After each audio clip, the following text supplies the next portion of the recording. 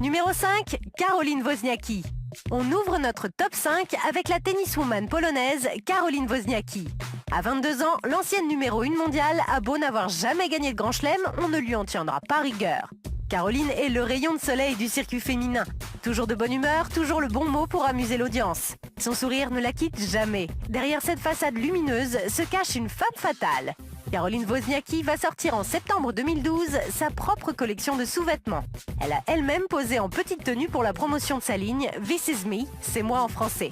Depuis l'été 2011, elle forme le nouveau super couple du sport avec le golfeur écossais Rory McIlroy. Numéro 4, Alicia Sacramone. 86 64 76. Ce n'est pas le début de son numéro de téléphone, ce sont ses mensurations. Alicia Sacramone s'entraîne depuis ses 3 ans. Elle ne pouvait qu'avoir un corps de rêve. Aujourd'hui, âgée de 24 ans, la gymnaste américaine ose. En 2011, Alicia a posé nue dans le Body Issue d'ESPN. Vous ne verrez plus jamais la poutre de la même manière désormais. Alicia Sacramone a beau être un petit bout de femme d'1,55 m pour 57 kg, elle ne se laisse pas faire pour autant. Elle est réputée pour son fort caractère et son franc-parler. C'est comme ça qu'elle a séduit le quarterback des Broncos de Denver, Brady Quinn. Bon, vous l'avez compris, pour espérer approcher Alicia, il faudra d'abord passer par Brady. Et entre nous, il a pas l'air très commode, le garçon. Allez, soyez pas triste, on va voir quelle championne se cache sur le podium. Numéro 3, Victoria Pendleton. Sur la 3e marche du podium, on retrouve donc la splendide Victoria Pendleton.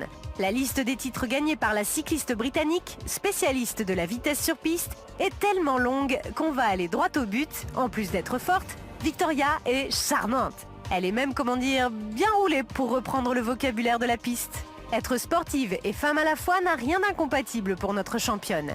Victoria a toujours cultivé sa part de féminité. Plus jeune, ses camarades d'entraînement la raillaient pour ses habitudes de Barbie. Prendre soin d'elle, se faire belle, faire attention à ses habits.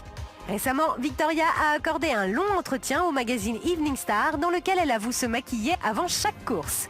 L'entretien était accompagné de ces superbes clichés. Nous, on est définitivement fans.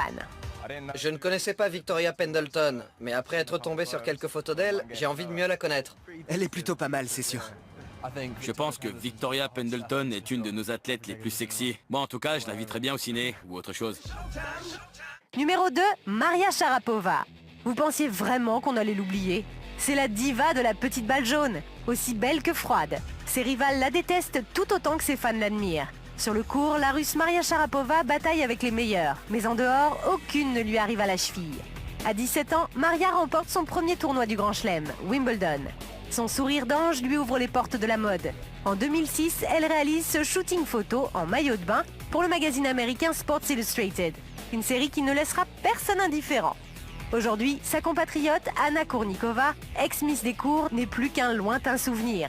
Le top désormais, c'est elle. C'est la poupée russe par excellence, la sensualité incarnée. Numéro 1, Natalie Coughlin. Et la médaille d'or de la beauté est décernée à Natalie Coughlin. La délibération n'a pas été simple, mais la nageuse américaine avait toutes les qualités d'une reine de beauté.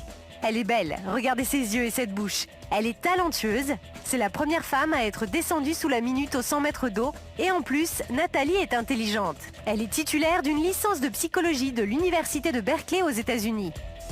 N'en jetez plus, Natalie écrase la concurrence. C'est la petite sirène des fans de sport. Même quand elle n'est pas à l'eau, les médias font tout pour qu'elle reste en maillot de bain. Il y a quelques mois, Natalie a accepté de participer à une séance de peinture corporelle pour Sports Illustrated. Il a fallu 11 heures de travail pour atteindre ce résultat et ça en valait la peine. Avouez que vous avez envie de vous noyer dans ce bleu azur.